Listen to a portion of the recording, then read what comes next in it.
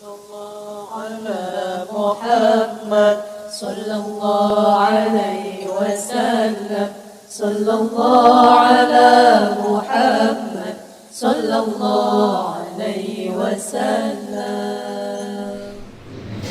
بسم الله والحمد لله والصلاة والسلام على رسول الله محمد بن عبد الله أشهد أن لا إله إلا الله وحده لا شريك له وأشهد أن محمدا عبده ورسوله لا نبي بعده. اللهم صل على سيدنا محمد وعلى آله وأصحابه وسلم تسليما كثيرا. Para jemaah yang dirahmati Allah Subhanahu wa taala, khusus sahabat dari PT Muhammadiyah Rindu Surga. Jadi insyaallah kita semua mudah-mudahan orang-orang yang selalu mendapatkan ridho dan rahmat dari Allah Subhanahu wa taala.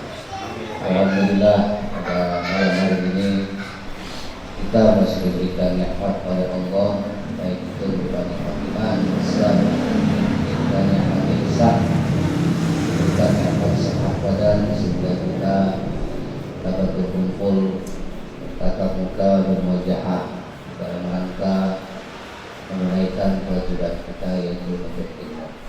Salawat dan salam semoga Allah senantiasa curahkan pada junjungan kita baginda Nabi besar Muhammad sallallahu alaihi wasallam, pada keluarga, sahabat dan tabi'in, dan juga mudah-mudahan kepada kita yang insyaallah kita sebagai umat Nabi yang akan mendapatkan syafaatul uzma dari baginda Rasulullah sallallahu alaihi wasallam. Bismillahirrahmanirrahim. Qala al-mu'allif rahimahullah ta'ala wa nafa'ana wa nafa'ani bi ulumi fid-dharain. Kita lanjutkan pertemuan yang bulan lalu masih membahas tentang taharah bersuci. Kalau kemarin kita sudah membahas tentang jenis-jenis ataupun macam-macam air yang 7 kemarin kita sebutkan: air hujan, air sumur, air hujan, air sungai, air laut, air sumur, mata air, dan juga air adem. Nah, itu jenis-jenis nama air yang menjadi cikal bakal untuk dipakai taharah. Nah, sekarang kita insyaallah akan menjelaskan tentang pembagian air dari sifatnya. Sifat air itu sebenarnya 3. Itu sifat air itu dia punya 3 sifat. Yang pertama rasa, yang kedua bau, dan yang ketiga warna. Rasanya, baunya, dan masing-masing air. Nah, cuman yang akan diterangkan di sini adalah sifat-sifat air yang nantinya ini air boleh atau kagak dipakai buat bersuci. Makanya dalam fikih air tersebut dibagi 4. Bismillahirrahmanirrahim. Tsummal miyah. Kemudian air itu terbagi menjadi 4 bagian. Tsummal miyah, maka kemudian air itu menjadi arba'atu aqsamin, menjadi 4 bagian dari segi sifat.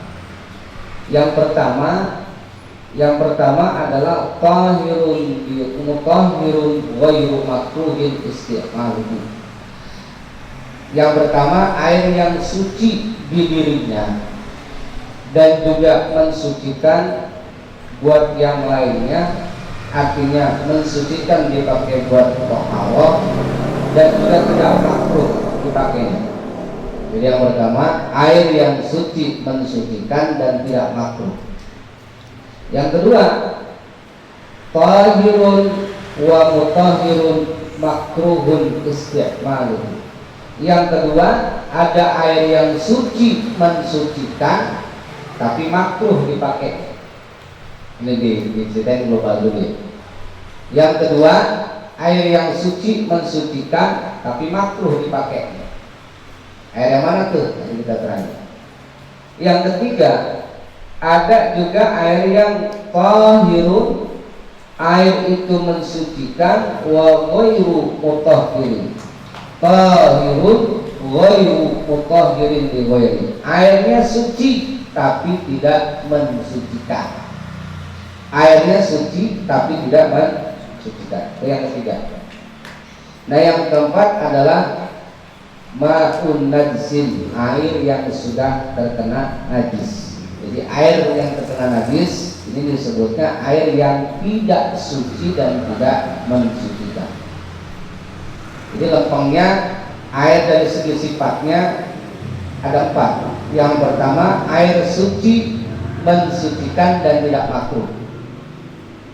Yang kedua, suci, mensucikan tapi makruh. Yang ketiga, suci airnya tapi tidak mensucikan.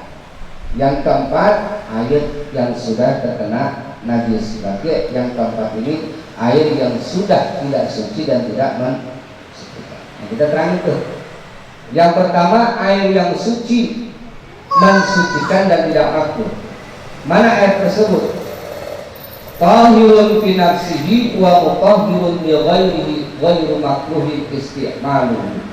Air yang suci di dirinya. Nah, air suci nih.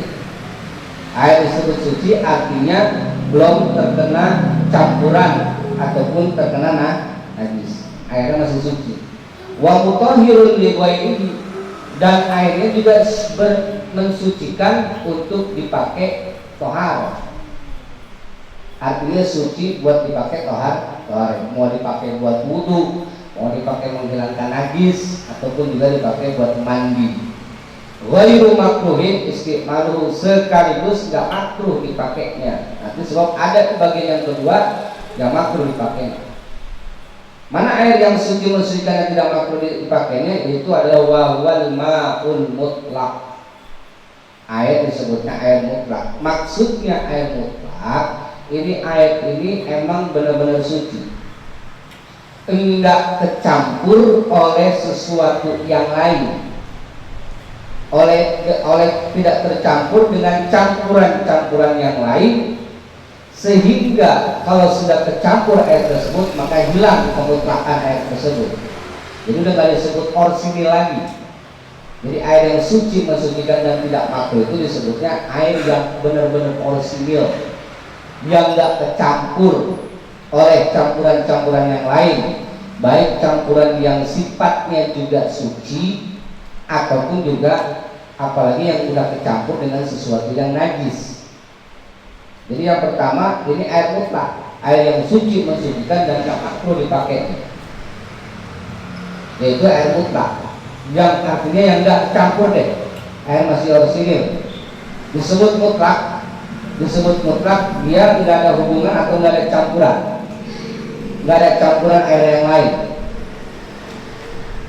Seperti kecampur air, kecampur kopi, nah itu kan ada campuran tuh. Kopi suci, kopi itu suci, tapi nggak mensucikan, nanti dipakai buat bersuci, kan gitu. Nah, itu namanya udah bukan air mutlak, udah bukan murni. Beda halnya seperti air laut, air sumur, air hujan. Nah itu disebut air orsinil. Kenapa? Meskipun ini disebutnya air laut, gitu. Tapi kalau udah dipakai ini air, kita udah jarang nyebut ini air laut, gitu. Misalkan air tumpah, air mineral, kan kita nggak tahu nih. Kita nggak jarang ngomong-ngomong ini air gunung nih yang kita minum, jarang gitu. Udah disebut air minum aja. Tumpah pun disebutnya air minum tumpah. Beda kalau sama kopi. Kopi di gelas disebutnya kopi. Dituangin di ember disebutnya air kopi. Dia tumpah, disebutnya air apa? Yang tumpah, air kopi. Tapi kalau air sumber, air laut, dimanapun dia berada, disebut air sumber mungkin masih di sumur. Disebut air laut mungkin masih di laut. Tapi kalau udah dibawa-bawa, itu apa? Air. Udah nggak disebut air apa, jarang nyebut itu. Nah kalau yang itu masih disebut orisinil, air mutlak. Nah air yang seperti ini itu adalah suci, mensucikan dan tidak makruh dipakainya, yang disebut air mutlak, air yang masih orisinil tidak tercampur dengan campuran-campuran yang lain. Air yang masih orisinil, bersih, murni, tidak tercampur oleh sesuatu apapun, inilah yang sah boleh dipakai buat bersuci. Contoh seperti air hujan, air laut, air sumur, mata air, air sungai, air kali, dan juga air adem. 7 nama air tersebut. Yang pertama, kami lihat. Jadi disebut mutlak itu mutlakun an qayyidin lazimin, yang tidak ada ketergantungan atau campuran dengan sesuatu yang lain. Selama air itu tidak tercampur dengan sesuatu yang lain, maka disebutnya air mutlak dan sah dipakai untuk bersuci, sah dipakai buat wudu, sah dipakai untuk menghilangkan najis, sah juga dipakai untuk mandi. Bagaimana nanti kalau air itu sudah tercampur sama yang lain? Nah, itu nanti masuk ke bab yang berikutnya. Yang pertama, makanya boleh kita wudu dengan langsung air yang ada di laut, atau wudu langsung dengan air yang ada di sumur, atau juga air yang ada di di sungai atau di kali, selama itu air tidak berubah gitu. Selama itu air tidak berubah, artinya berubahnya itu karena bercampur dengan sesuatu yang lain. Artinya air itu tidak berubah, yaitu tidak tercampur dengan sesuatu yang lain. Maka kalau tidak tercampur dengan sesuatu yang lain, itu masih boleh. Bagus malah kalau kita air hujan. Jangankan air hujan buat bersuci, buat kesehatan juga bagus. Kalau orang tua dulu tuh air hujan itu suka ditadangin, dan nadanginnya bukan yang dari talang. Kalau talang udah macam-macam tuh, ada kotoran-kotoran lain. Tapi yang langsung biasanya kalau orang-orang tua dulu tuh dia suka nadangin air hujan langsung dari atas genteng atau di lapangan gitu. Langsung air hujan langsung. Itu cakep tuh.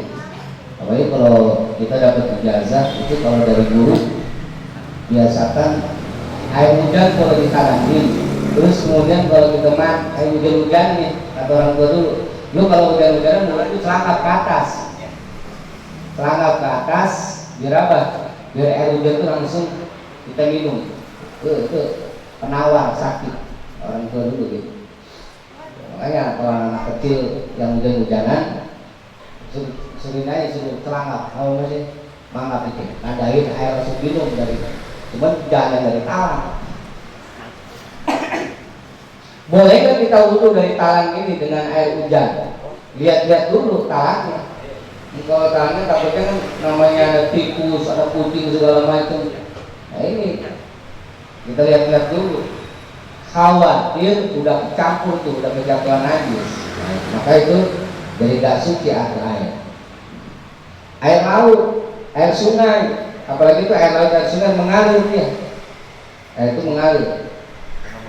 Makanya jangan heran kalau di laut, di sungai, kalau di kampung-kampung itu ya orang mandi di situ, buang air di situ, nyuci pakaian di situ.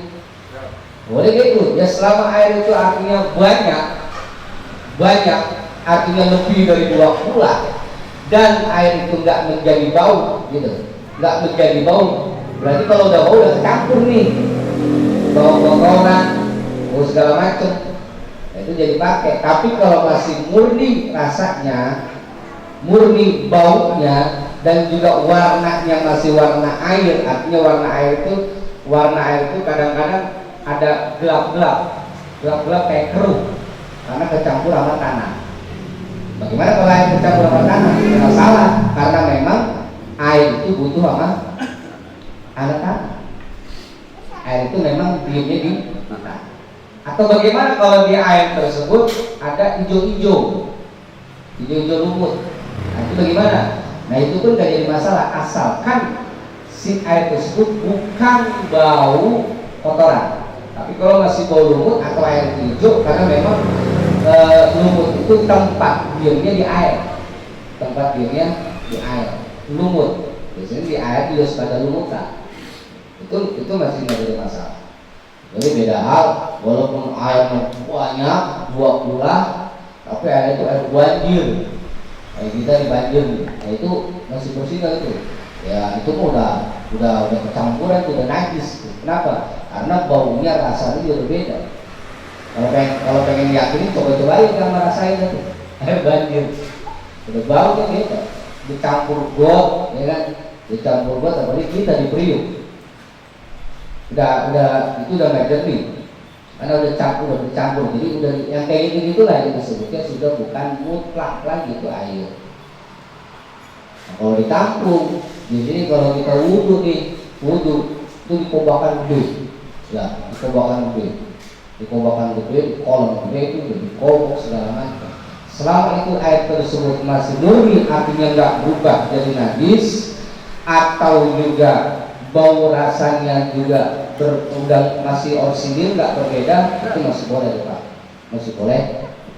Asalkan tadi syaratnya yang 20 tersebut tidak tercampur. Wasani, kemudian yang kedua, yang pertama air yang suci mensucikan dan tidak makruh.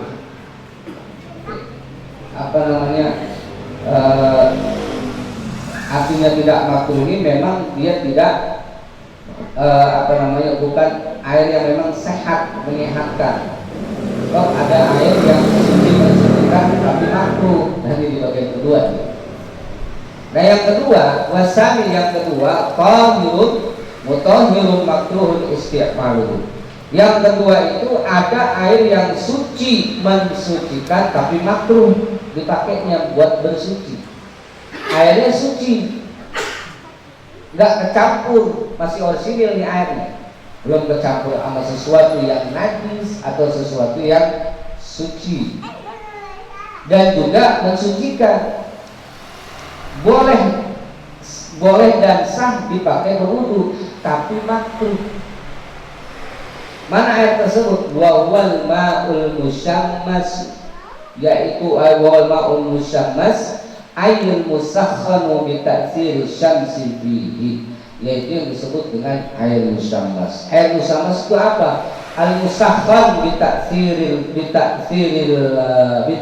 syamsi, yaitu air yang kejemur langsung oleh pengaruh matahari. Nah, air yang lagi panas-panasnya kejemur matahari itu kalau langsung kita pakai makruh, walaupun sah. Airnya masih suci karena nggak tercampur najis atau tercampur sesuatu yang lain yang merubah air tersebut. Dan juga mensucikan, sah dipakai wudu, sah dipakai menghilangkan najis, sah dipakai buat tapi makruh. Kenapa makruh? Karena air tersebut kena pengaruh atau terjemur matahari langsung. Seperti kita kalau siang-siang tengah hari bolong tuh buka keran itu beberapa detik atau sekitar 1 menit lah kurang. Itu kalau kita buka langsung airnya masih panas saya. Nah itu kalau langsung dipakai buat bersuci, sah nggak? Sah, tapi makruh. Makruh itu nggak dosa, cuman dampaknya nanti kenapa makruh? Akan menimbulkan penyakit, akan timbul penyakit apa? Penyakit kulit. Makanya kalau air yang masih panas itu diemin dulu, diemin sebentar, nggak ada semenit. Kalau sayang ya tadangin itu air kalau sayang. Dan boleh tidak akan menjadi makruh lagi kalau air tersebut sudah adem, artinya nggak panas matahari lagi. Tapi kalau selama air itu masih panas matahari, ketika kita buka keran, biasanya kan kalau di toren mau nyerap ya. Tapi kalau masuk ke selang yang kita masuk dari keran itu kita buka pertama kali, itu masih panas. Nah yang masih dalam keadaan panas itu kalau kita pakai hukumnya makruh. Kenapa makruh? Karena akan menimbulkan penyakit kulit. Kalau sering dipakai akan menimbulkan penyakit. Ya kayak kita makan pakai jengkol, rokok, itu kan makruh. Tapi bukan berarti nggak boleh. Yang nggak boleh itu yang haram. Makruh mah boleh, tapi makruh, nggak nyampe kepada haram. Ya, makruh aja. Makanya kalau orang lagi sholat, jangan ada yang masih berbau-bau makruh, seperti bau bawang. Lagi sholat, bau jengkol, kita bau langsung tenaga, teman kita bisa pingsan semua. Bau jengkol, bau petek. Makanya kata Rasul, jangan kamu dekatin sholat sementara mulutmu bau bawang merah, bau bawang putih. Kenapa nggak disebut jengkol ya? Rumah ini dulu belum ada jengkol di Arab nih. Tapi yang masyhur itu bau bawang merah atau bawang putih. Nah, di Indonesia bukan bawang merah doang, bukan bawang putih doang, jengkol, petek, apalagi yang bau? Hah? Apa? Iya, bawang putih, bawang merah, jengkol, petek, apalagi yang bau tuh? Kayak gitu-gitu lah. Daun. Atau ini nih, apa namanya? Buaya busuk tuh. Aceh. Itu tuh, Aceh. Itu makruh. Jadi kalau kita buka keran langsung masih dalam keadaan panas, dipakai, wudunya sah dan juga nggak najis karena airnya suci. Sah wudunya, mandinya pun sah, menghilangkan najisnya pun sah, tapi makruh karena akan menimbulkan penyakit kulit, panu, kadas, kurak, kutil, budigan, apalagi itu, gatal-gatal segala macam, bahkan bisa jadi bisul. Itu kopi apa namanya, kalau keseringan dipakai akan menimbulkan penyakit. Jadi Islam itu begitu. Kenapa diharamkan ini? Kenapa tidak diperbolehkan itu? Karena akan bukan tanpa ada sebab, ada sebabnya. Nah, termasuk di sini penyebabnya adalah kalau kita dipakai nih air yang panas itu akan menimbulkan penyakit. Kamu kalau kata Bang Teddy, pantas kan ya kalau orang marah, lagi marah-marah, lagi panas-panasnya, jangan kita jabani. Kalau dijabani bakal jadi penyakit. Gitu. Kalau lagi marah-marah, dibina itu kalau kita layani, jadi penyakit tuh. Akhirnya tambah jadi, dibina itu ya hari. Nunggu adem, gue tungguin sembari ngopi kata Bang Teddy. Tungguinnya sembari ngopi. Orang mabok ngomong segala macam berani dia. Tapi kalau dilayani tambah jadi penyakit. Kita juga berarti kita juga jadi penyakit yang mana orang. Jadi berantem. Biarin aja orang mabok. Makanya orang mabuk nggak bisa sholat dulu, nggak boleh sholat dulu. Wala taqrabus shalah wa antum sukara. Jangan kamu coba-coba deketin sholat sementara kamu dalam keadaan mabuk penyakit. Makanya orang awal lagi mabuk udah dibinain, dia ngomong apa ya? Ademin dulu. Ketika udah adem, baru nasihati. Sama dengan air, ketika masih panas jangan langsung dipakai, timbul penyakit. Timbul penyakit, dulu ya. Makanya dia suka namanya panas. Timbul penyakit nanti. Timbul penyakit. Tapi kalau nunggu itu adem, netral, baru pakai. Termasuk juga menggunakan air yang terlalu panas atau terlalu dingin, seperti air yang lagi ngegolak. Kita dimasak air nih Bang, dimasak air. Iya, kita langsung pakai nih buat mandi atau buat wudhu atau buat ngilangin najis. Nah itu juga makruh. Makruh itu juga dipakai termasuk. Air lagi panas-panasnya sebetulnya kan enaknya buat minum kopi itu Bang. Dipakai buat mandi, melotok badan. Langsung itu mengkotak penyakitnya, melotok. Nah, itu juga makruh dipakai. Termasuk air yang terlalu dingin, seperti mandi atau wudhu dengan air yang ambil dari kulkas. Di kulkas, di freezer kita pakai buat wudhu, itu juga makruh. Kenapa? Karena terlalu dingin. Karena waktu itu kan suka ada tuh apa namanya disebutnya apa kalau di waktu itu viral tuh dulu pakai batu es gitu ya, apa disebutnya? Nah itu makruh. Biar nggak makruh, boleh nggak sih sebenarnya kita wudhu dengan air hangat gitu? Nah kalau air hangat mah boleh, karena itu campuran. Artinya campuran satu, panasnya bukan gara-gara ketemu matahari. Yang kedua nggak terlalu panas karena dicampur air adem. Kayak kita wudhu di Islamik bang, gitu ya. Itu kan angkat-angkatan deh, angkat-angkat kuku. Itu boleh, cuma kalau terlalu panas jangan. Rada adem dulu dikit. Gitu. Jangan terlalu panas ya. Kalau masih ukuran-ukuran kita masih hangat itu nggak menurut kita, ya itu nggak makruh. Atau air dingin dicampur air adem itu biar nggak terlalu dingin, nah itu pun nggak makruh. Ustaz, kalau terlalu panas terlalu dingin itu makruh. Kita untuk makruh dipakai buat doa. Bagaimana kalau kita wudhu di puncak, kan itu ada dingin.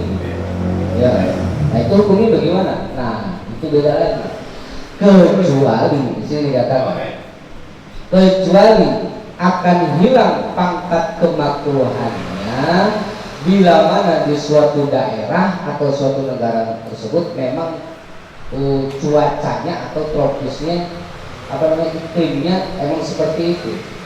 Contoh, kita ada di daerah puncak, itu kan airnya kan emang dari sononya dingin, bukan buatan tapi alami, karena memang cuaca di daerah Bogor atau puncak itu memang dingin sehingga airnya pun itu makruh nggak? Itu nggak makruh karena memang cuacanya memang di situ begitu, jadi nggak makruh, pengecualian gitu. Itu dikatakan seperti itu. Atau di daerah yang sangat panas sehingga airnya pun nggak ada, sudah panas itu. Daerah mana itu? Kira-kira negara yang memang panas sehingga airnya juga panas. Negara mana kira-kira?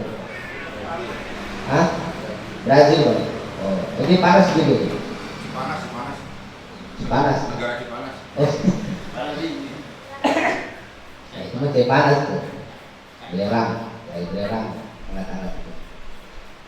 Jadi disebut dengan panas atau tidaknya disesuaikan dengan ukuran kita. Disesuaikan dengan ukuran kita. Kayak gitu kalau dicatat kan airnya panas-panas kuku tuh. Itu juga obat, itu mau belerang ya. Obat malam itu bagus buat ini. Cuma tetap kan, ternyata kalau kita berendam di Ciater, air belerang itu kalau kata orang sono tetap kan ada ukurannya, jangan terlalu lama, jangan lebih dari sejam. Kalau lebih dari sejam malah jelek juga buat kulit. Jadi tetap ada batasannya. Jadi kalau di daerah yang memang daerah itu panas, iklimnya memang panas sehingga airnya pun nggak bisa diademin kecuali dengan cara diademin oleh kita sendiri. Nah itu kan nggak perlu kita ngademin lagi. Kalau memang sudah seperti itu tidak jadi makruh karena memang cuaca di negara tersebut memang hawanya udah panas termasuk air-air. Itu tidak berat.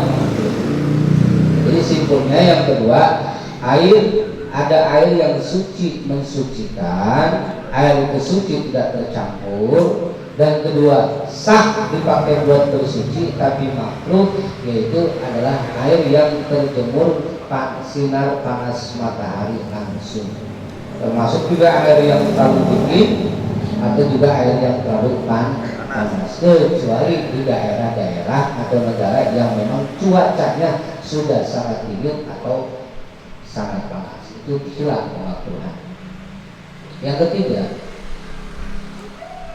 Yang ketiga adalah wasali sudan. Yang ketiga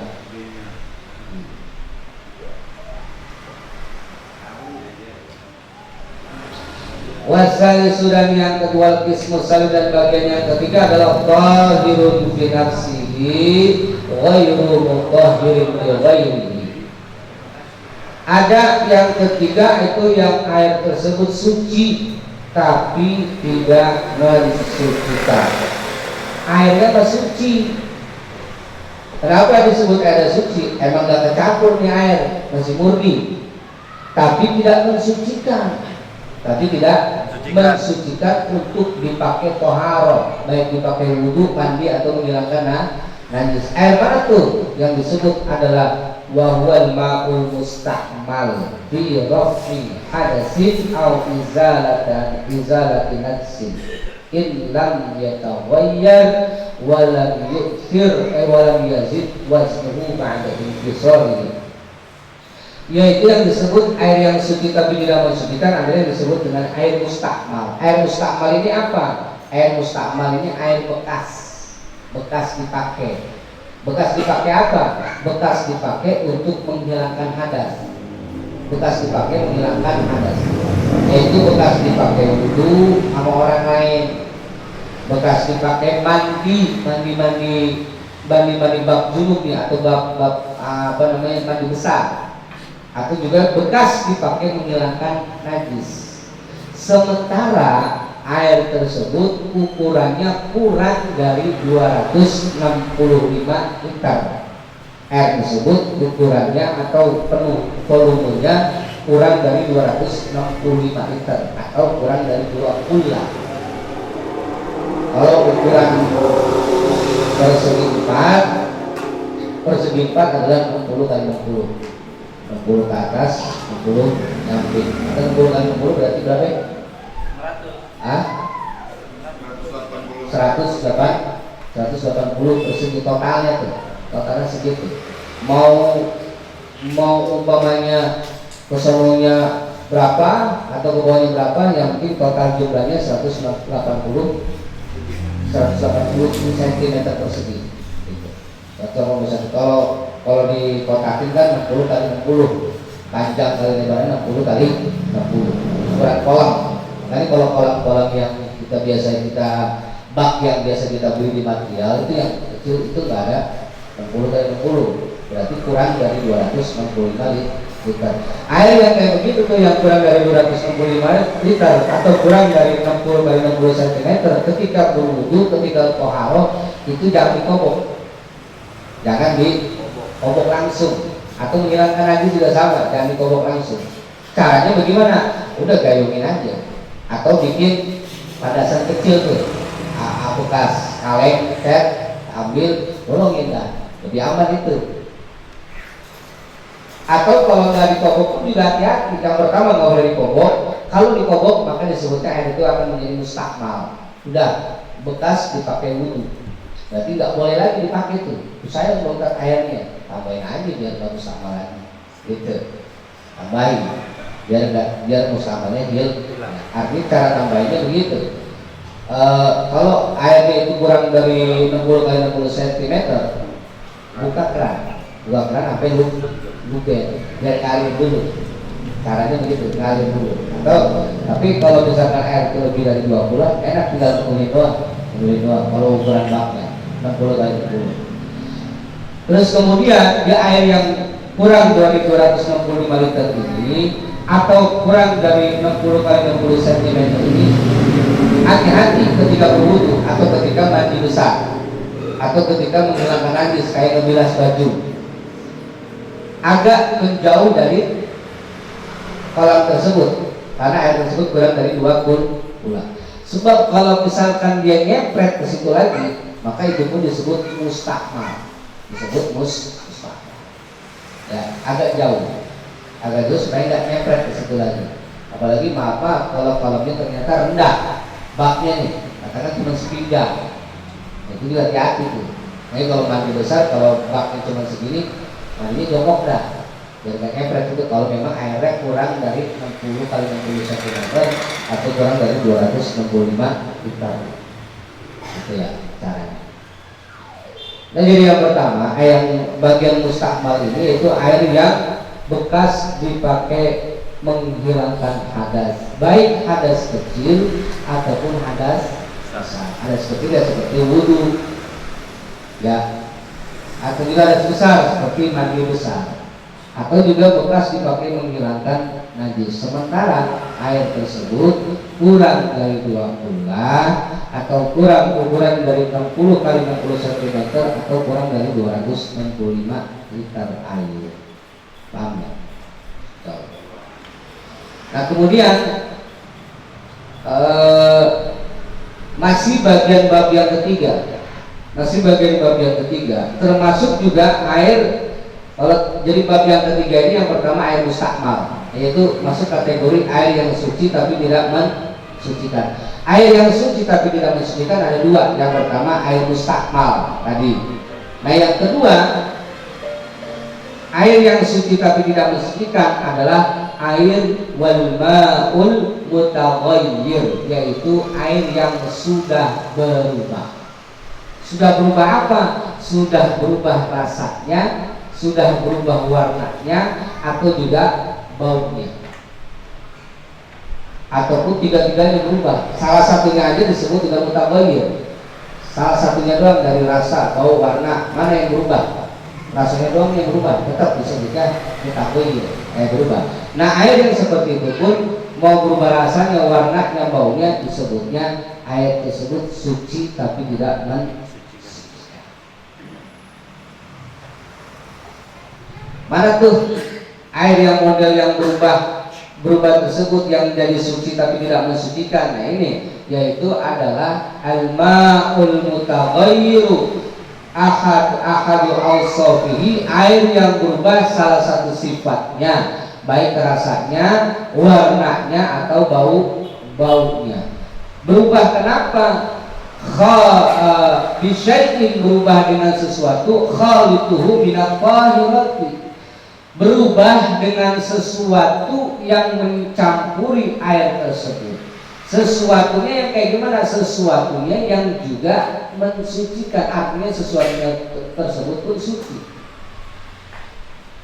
Air tersebut disebut air suci tapi tidak mensucikan, disebut air yang berubah kalau air tersebut tercampur dengan sesuatu yang suci juga. Seperti gampangnya mah, seperti air tersebut kecampur kopi, begitu. Air tersebut kecampur kopi, air tersebut kecampur sirup, air tersebut kecampur susu, air tersebut dicampur apa lagi? Air ya pokoknya, air kelapa nanti beda lagi. Air kelapa nanti beda lagi. Campur santan sama lontong. Santan, lontong, apa namanya? Ini apa namanya? Nah ini sama, itu betul juga. Air kecampur kolak. Nah air tersebut suci tapi nggak sah dipakai bersuci. Kenapa? Karena udah kecampur. Walaupun campuran itu bukan sesuatu yang najis, yang kecampur kopi. Disebut suci, boleh diminum, boleh dikonsumsi. Air kopi boleh diminum, susu sehat, ya. Tapi nggak boleh dipakai buat wudhu, nggak boleh dipakai buat mandi, nggak boleh dipakai buat menghilangkan najis. Kenapa? Air tersebut sudah berubah sifatnya, warnanya kah, rasanya kah, atau baunya, itu nggak boleh dipakai. Jadi air tersebut suci tapi tidak mensucikan. Bagaimana kalau air kelapa? Air kelapa udah lebih lagi. Air kelapa disebutnya bukan mukholid. Kalau mukholid itu campuran, air dicampur kopi, disebutnya air campur kopi. Tapi kalau air kelapa disebutnya mujawir, udah begitu air kelapa. Gitu. Ada juga, nah kecuali ada pengecualian, kecuali yang disebut dengan air yang kecampur, disebutnya air yang kecampur dengan sesuatu yang bisa dibedain mana campurannya, mana airnya. Kalau kayak kopi mah atau susu, kita udah gak bisa ngebedain mana air mana susu kalau udah diaduk, mana kopi mana air kalau udah diaduk. Makanya disebutnya kopi, disebutnya kopi, air kopi, udah gak disebut air campur kopi, udah. Itu udah gak bisa dipisahin tuh mana air mana kopi. Tapi kalau yang masih bisa dibedakan dan masih bisa dipisahkan, itu boleh. Seperti mana? Air kecampur minyak, air kecampur minyak, campur minyak tanah, campur bensin, campur solar, segala macam. Nah itu kan kita masih bisa membedain, kan? Masih bisa kelihatan mana air, mana campurannya, karena nggak senyawa dia ternyata. Nah, itu bisa dipisah. Kalau yang seperti itu masih bisa dibedakan, masih bisa dilihat perbedaannya, bahkan mungkin masih bisa dipisahkan. Nah itu masih boleh dipakai untuk bersuci. Jadi air yang kecampur minyak itu masih boleh. Gitu. Yang terakhir adalah air yang suci tapi tidak mensucikan, yaitu disebut dengan air mutanajis. Walaupun air itu lebih dari 2 bulan, airnya itu banyak, tapi kalau udah berubah jadi najis berarti akan berubah juga rasanya, baunya dan warnanya, walaupun berubahnya sedikit,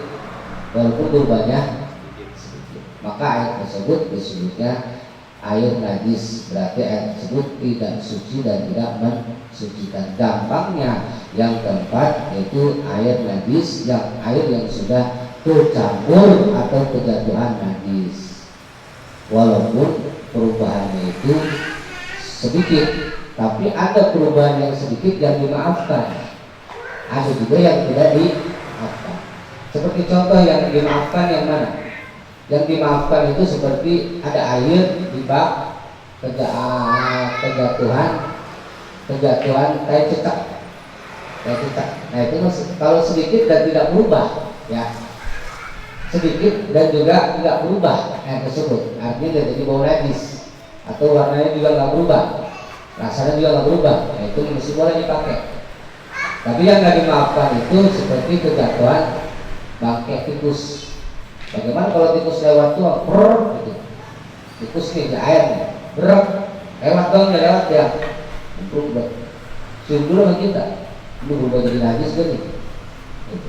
Kalau kira-kira nggak berubah atau juga nggak berubah warnanya atau rasanya atau baunya, itu masih boleh. Tapi kalau kira-kira udah berubah, apalagi kalau kita jijik udah kejatuhan itu, udah.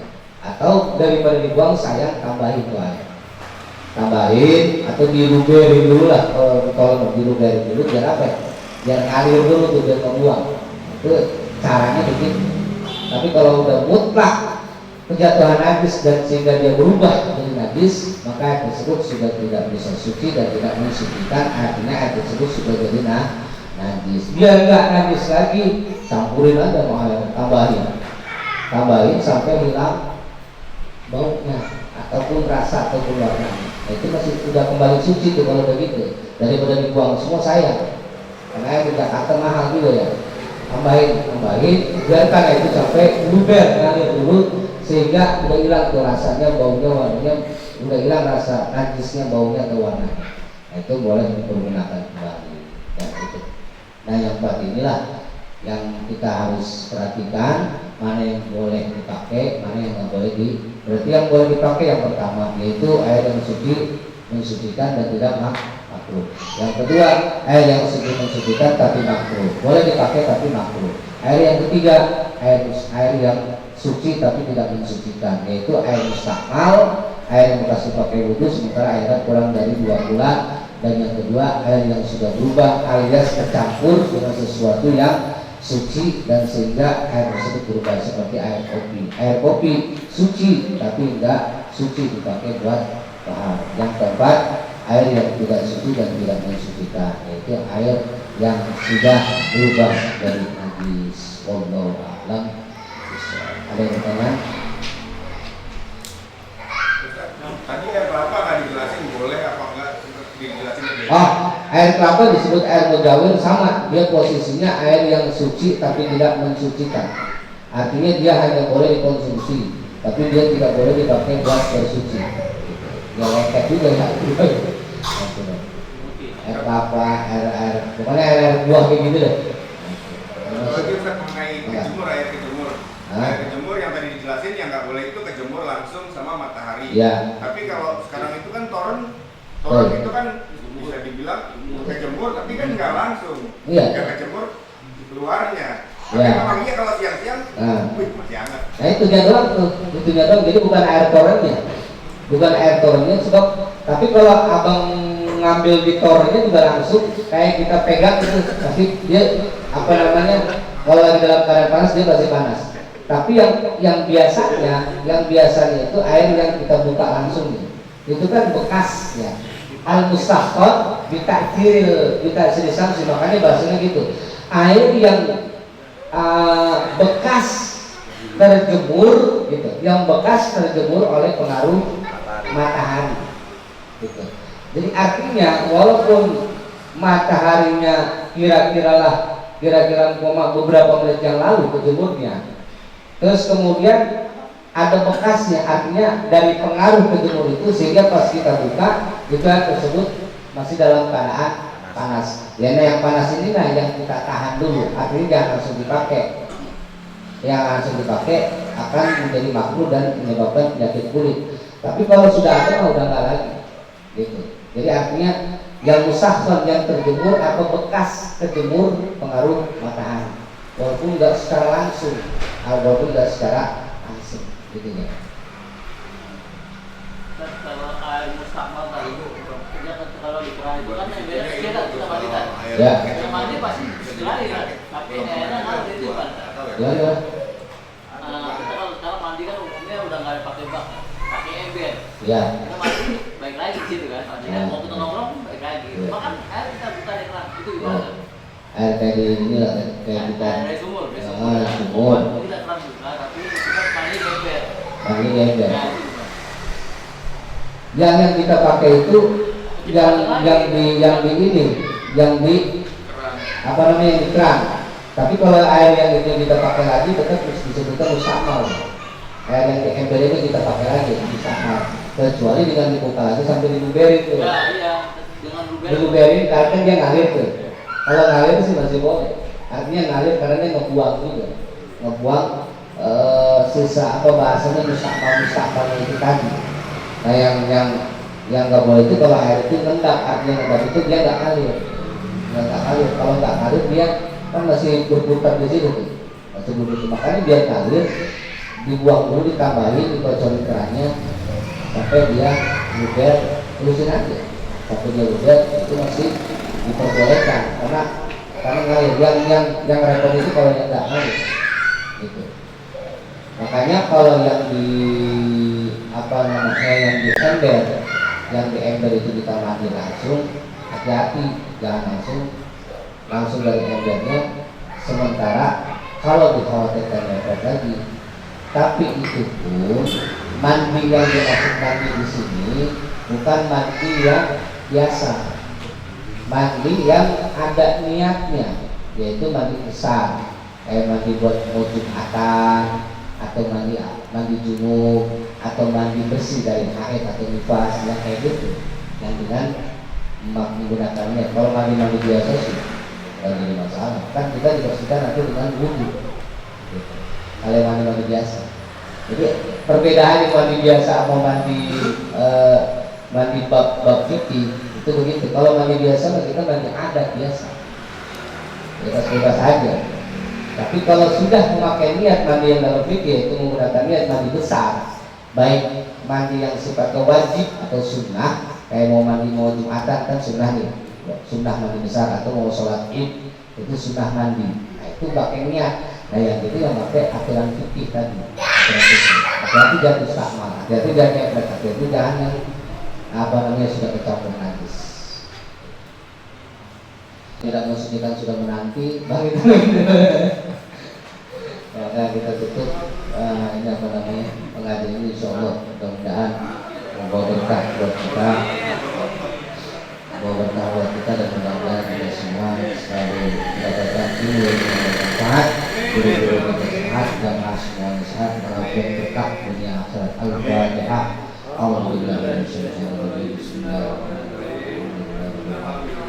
Bismillahirrahmanirrahim. Maliki yaumiddin. Iyyaka na'budu wa iyyaka nasta'in. Ihdinas siratal mustaqim. Siratal ladzina an'amta 'alaihim ghairil maghdubi 'alaihim. Allahumma shalli 'ala sayyidina Muhammad wa sallim wa atubu ilaihi wa barik wa Al-Fatihah. Bikaramil Fatiha wa mu'jizatil Fatiha ya fa'ilah min asyfal dunya min hamdi wa ilha. Ila Allah ar-Rahmanir Rahim dengan barakatnya wa hamdul akhirah. Allahumma zidna wa auladana min ahli al-ilm wa ahli al-khair wa la taj'alna wa iyyahum min ahli al-syarr wa ahli al-khair. Sallallahu alaihi wasallam. Assalamualaikum warahmatullahi wabarakatuh.